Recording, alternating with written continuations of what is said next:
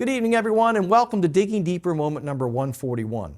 The mission of our Digging Deeper moments is to take God's Word to God's world, and we are so glad that you've joined us. Now, before we get into tonight's lesson, I need you to do me a favor. If you've not yet subscribed to our YouTube channel, please do so, because doing so will help us spread lessons like this to others. Thank you. We've been looking at 8 things that we bring with us into our reading of the book of Revelation. So far, we've seen that our belief about when Revelation was written affects our interpretation. We've also seen that our view of the 1,000-year reign of Christ, called the millennium, affects our interpretation as well. Tonight we will look at the third thing that affects how we read or what we believe the book of Revelation is saying, and it's called our method of interpretation. A method of interpretation is the way we approach the book of Revelation. It's the frame we use as a filter to filter what we read. And there are 4 primary methods of interpretation, and we will use one of these or a mixture of these no matter where we start in our reading. It's also important to know that there are varieties of these 4. I kind of liken it to personality types.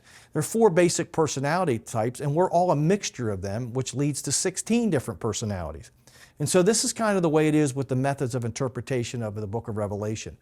Most of us are not one of the 4 primary methods in a pure form. We kind of have a mixture of them, but understanding the 4 will help us to understand where other people are coming from when they're talking about the book of Revelation. Now, the good thing about a method of interpretation is that it gives us a starting point for understanding what we're reading. You know, the book of Revelation is a pretty strange book when you pick it up the first time, and so we need some help just to get started. But the bad thing about a method of interpretation is that it can cause us to read things into the text, something we all need to be aware of. Now, the first method of interpretation is called the historical method.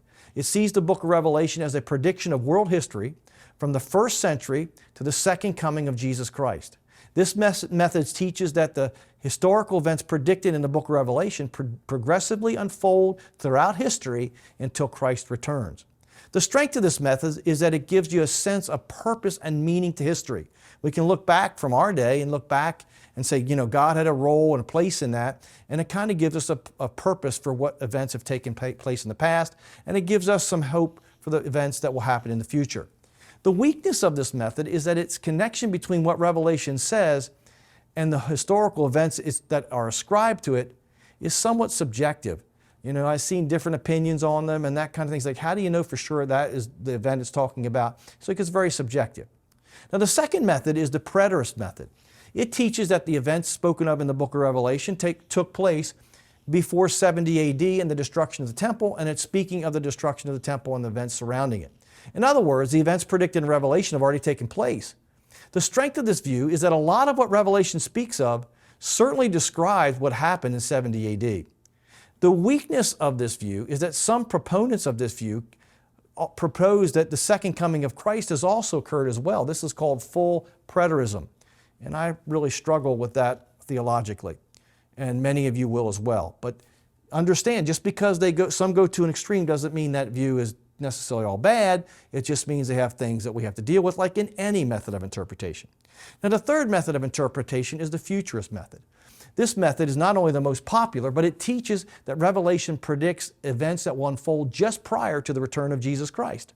So in effect, they teach that there's a gap between the 1st century and the events that took place there and the end time just prior to the second coming of Christ. They also believe that most of what Revelation says is still ahead of us.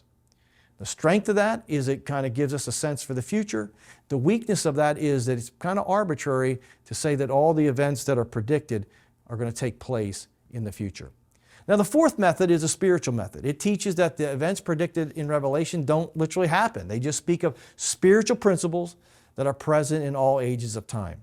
And so the historical method, it sees the predicted events of Revelation as an unfolding of history over time. The preterist method sees the events of Revelation as taking place in the 1st century. The futurist method sees the events foretold in Revelation as happening at the end of history, just prior to the return of Christ. And the spiritual method doesn't see Revelation predicting events at all, just speaking of principles. And this is why there's so much disagreement and variety of opinion over what Revelation actually says. We have the same book, but we enter it with a different set of lenses. And these lenses can greatly affect how we see the book of Revelation. For instance, Revelation chapter 13:1 talks of a beast. It says, "Then I stood on the sand of the sea, And I saw a beast rising up out of the sea, having 7 heads and 10 horns, and on his horns 10 crowns, and on his heads a blasphemous name. Now, Steve Gregg, in his wonderful book called the Book of Revelation, 4 Views of Revelation, he compares how these 4 methods of interpretation understand this passage. And he does it with all the passages. It's a great book to have. If I had one book, Steve Gregg's book would probably be close to the top of that list. If I had one book on Revelation, this would be a good one to start with. He says the historical method identifies, now I'm summarizing what he says, the historical method identifies this beast as the Roman Empire, up to its destruction in like 475 AD, and even up to the time of the Roman papacy and its influence over the world and spiritual matters. So you can see the historical method kind of takes it from the time of Christ even up to 1500 AD. The preterist view sees this beast as the power of the Gentile nations, Rome itself, or even Emperor Nero. The futurist, according to Steve Gregg, identify this as the revived Roman Empire right before the return of Jesus Christ. And the spiritual method of interpretation identifies this as the Gentile world in every generation. So as you can see, these methods vary greatly. And this is the reason why they interpret the book of Revelation differently. Because we all come into the book of Revelation with some mud on our feet. And what we need to do is admit that we do it. When we have mud on our feet, we need to admit it. We need to be more open to people questioning what we think the book of Revelation says.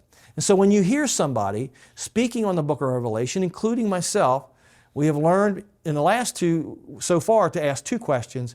Tonight we're going to add a third. When does this person believe Revelation was written? What does this person believe about the 1,000-year reign of Christ, the millennium? And what method of interpretation are they using?